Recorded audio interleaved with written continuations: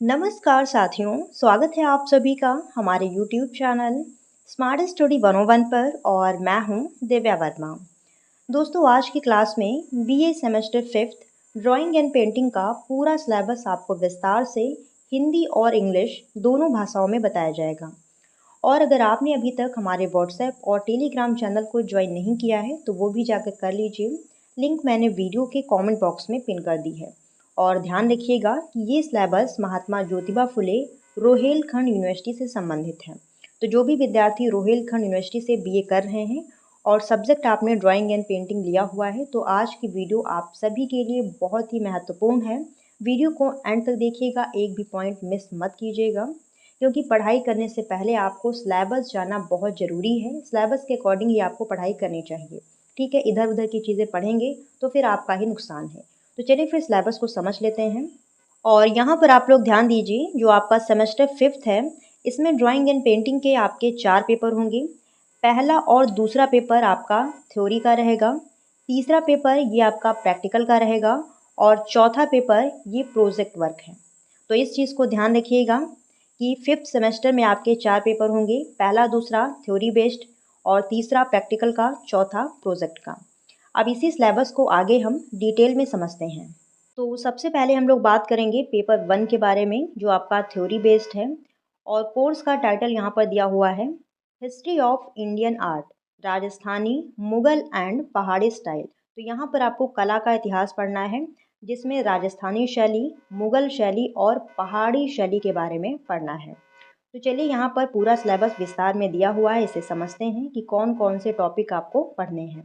तो पहली यूनिट है राजस्थानी पेंटिंग, यानी जो आपकी राजस्थानी शैली है।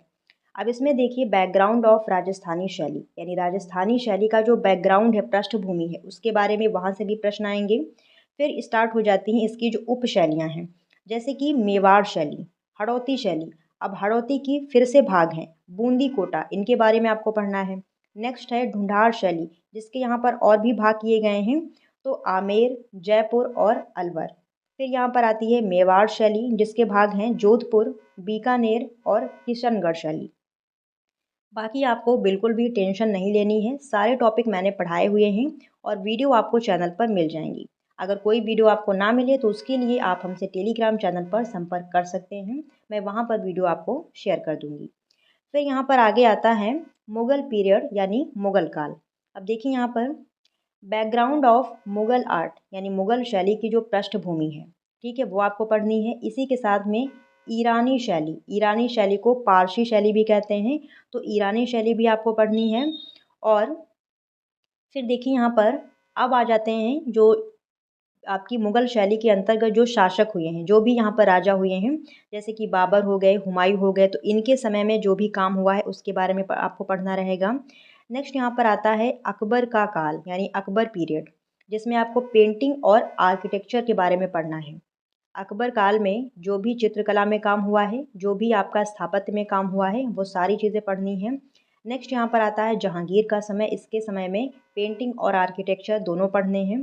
फिर शाहजहाँ का पीरियड, इसके समय में भी आपको पेंटिंग और आर्किटेक्चर दोनों चीज़ें पढ़नी हैं। फिर यहाँ पर औरंगज़ेब का पीरियड, इसके समय में भी पेंटिंग और आर्किटेक्चर में जो भी काम हुआ है सारी चीज़ें आपको पढ़नी हैं। अगला यहाँ पर आता है दक्कन कलम, यानी दक्षिणी शैली, दक्कनी शैली। यहाँ पर बीजापुर और अहमदनगर एंड गोलकुंडा, ये सारी शैलियाँ कंप्लीट करनी है। फिर यहाँ पर आ जाती है आपकी पहाड़ी पेंटिंग, यानी पहाड़ी शैली।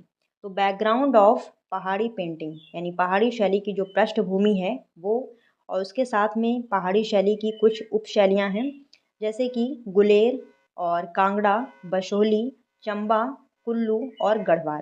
तो ये सारी शैलियाँ आपको पढ़नी है और पूरा सिलेबस आपको हमारे यूट्यूब चैनल पर मिल जाएगा।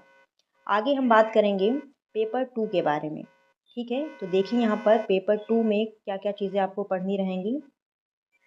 पेपर 2 थ्योरी, यहाँ पर कोर्स का टाइटल दिया हुआ है history of Indian art, development of modern art. ठीक है, अब देखिए यहाँ पर पहली यूनिट दी हुई है।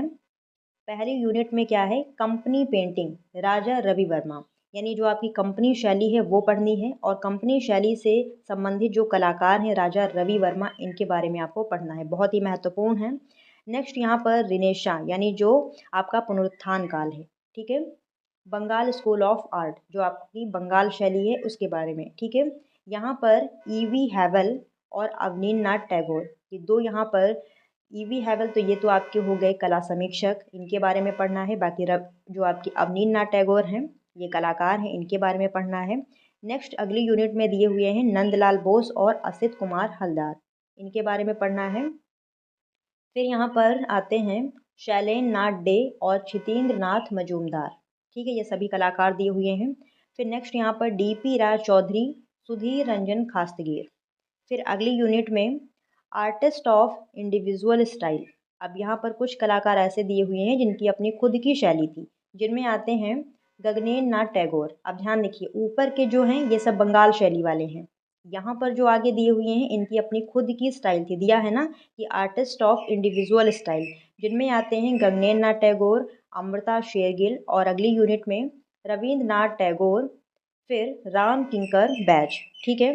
और फिर यहाँ पर लास्ट में दिए हुए हैं फोक आर्टिस्ट यानी जो लोक कलाकार हैं, जिनमें आते हैं यामिनी राय या फिर जैमिनी राय। तो ये आपका पूरा सिलेबस यहाँ पर कंप्लीट हो जाता है।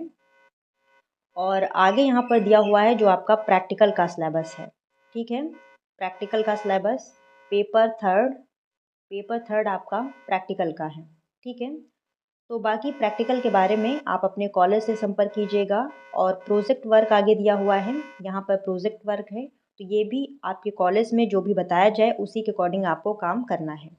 तो आज के लिए यहीं तक। और वीडियो अगर आपको पसंद आई हो तो प्लीज़ दोस्तों वीडियो को लाइक शेयर ज़रूर कीजिएगा। चैनल पर नए हों तो सब्सक्राइब भी कर लीजिएगा। मिलते हैं नेक्स्ट क्लास में, तब तक के लिए धन्यवाद साथियों, जय हिंद।